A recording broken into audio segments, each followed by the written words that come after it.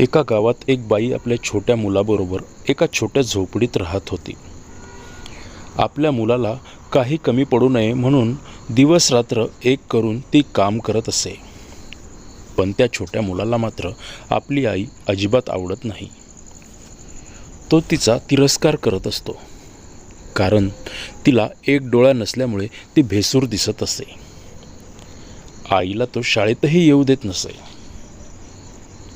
एकदा एका कार्यक्रमासाठी आईला शाळेत जावे लागते, पण तिला बघून कुठे तोंड लपवावे हे मुलाला कळत नाही. रागाचा एक कटाक्ष टाकून तो तिथून पळून जातो. घरी आल्यावर तो आईला प्रचंड बोलतो. कशाला आली होतीस शाळेत? आता माझे मित्र मला चिडवतील. मी शाळेत कसा जाऊ? तुला एक डोळा का नाही? मला तू अजिबात आवडत नाहीस, वगैरे वगैरे. आई काहीही बोलत नाही, पण आईला मुलगा खूप बोलतो. त्याच्या मुलालाही काही वाटत नाही. रागाने तो नुसता धुमसत असतो. आईशी काहीही न बोलता जेवतो आणि झोपतो. रात्री कधीतरी त्याला जाग येते, तर आपल्या मुलाची झोप होऊ नये अशा दबक्या आवाजात त्याची आई रडत असते, पण त्याच्याही त्याला काही वाटत नाही. एका डोळ्याच्या आपल्या आईचा त्याला अधिकच तिरस्कार वाटायला लागतो. त्या क्षणी तो निर्णय घेतो, शिकून खूप मोठे व्हायचे आणि इथून बाहेर पडायचे. त्याप्रमाणे तो खूप अभ्यास करतो. उच्च शिक्षणासाठी मोठ्या शहरात येतो. नामवंत विद्यापीठातून पदवी मिळवतो. मोठ्या कंपनीत मोठ्या हुद्द्यावर काम करू लागतो. एका सुंदर मुलीशी त्याचे लग्न होते. त्याला एक मुलगा एक मुलगी होते. आता त्याचे कुटुंब पूर्ण होते, कारण हे सुंदर चित्र बिघडवणारी एका डोळ्याची त्याची आई तिथे नसते. तो तिला जवळजवळ विसरूनच गेलेला असतो. अतिशय सुखात असतो. एक दिवस त्याच्या घराचे दार वाजते. दारात एका माणसाबरोबर त्याची तीच एका डोळ्याची आई उभी असते. तिला बघून त्याची मुलगी घाबरून आत पळून जाते. तो आधी चक्रावतो आणि मग स्वतःला सावरत तिला म्हणतो, कोण आहेस तू? इथे का आलीस? बघ, माझी मुलगी घाबरली तुला बघून.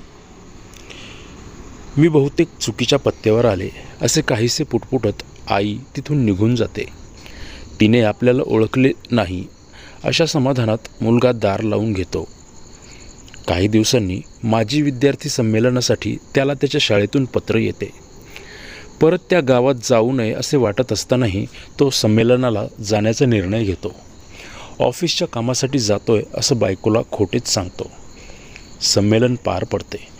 कुठल्या तरी अनामिक ओढीने त्याची पावले त्याच्याही नकळत झोपडीकडे वळतात. घराला कुलूप असते. शेजारची बाई त्याला ओळखते आणि एक पत्र देते. ते पत्र त्याच्या आईचे असते. तो वाचू लागतो. मी खूप आयुष्य जगले. तुझ्याकडे आता मी परत कधीही येणार नाही, पण तू कधीतरी येऊन मला भेटावेस अशी माझी खूप इच्छा आहे. शाळेच्या संमेलनाला तू येणार हे कळले होते, पण तिथे येऊन तुला भेटायचे नाही असे मी नक्की ठरवले, कारण मला माहिती आहे एका डोळ्याची ही तुझी आई तुला आवडत नाही. मला एकच डोळा का असेही तू मला एकदा विचारले होतेस. तेव्हा तू खूपच लहान होतास म्हणून मी काही उत्तर दिले नाही. पण आज सांगते, बाळा, तू लहान असताना एकदा तुझा अपघात झाला. त्या अपघातात तू तुझा डोळा गमावलास. एका डोळ्याने तू संपूर्ण आयुष्य कसे जगणार या विचाराने मी हैराण झाले आणि माझा एक डोळा तुला दिला. मला तुझा खूप अभिमान आहे. तू मला जे बोललास किंवा माझ्याशी जसा वागलास त्यासाठी मी तुझ्यावर अजिबात रागावलेले नाही. तुझे माझ्यावर खूप प्रेम आहे असाच विचार मी करते. कधी काळी माझ्या भोवती खेळणारा तू मला आठवतोस. पत्र वाचून मुलगा ढसाढसा रडू लागला. जी व्यक्ती केवळ त्याच्यासाठी जगली, स्वतःचा सर्वात महत्त्वाचा अवयव तिनं त्याला सहजपणे देऊन टाकला, तिच्याशी आपण किती निर्दयपणे वागलो. त्याला प्रचंड पश्चाताप झाला. तो आईला मोठ्या मोठ्याने हाका मारू लागला, पण आता त्याचा काय उपयोग होणार होता?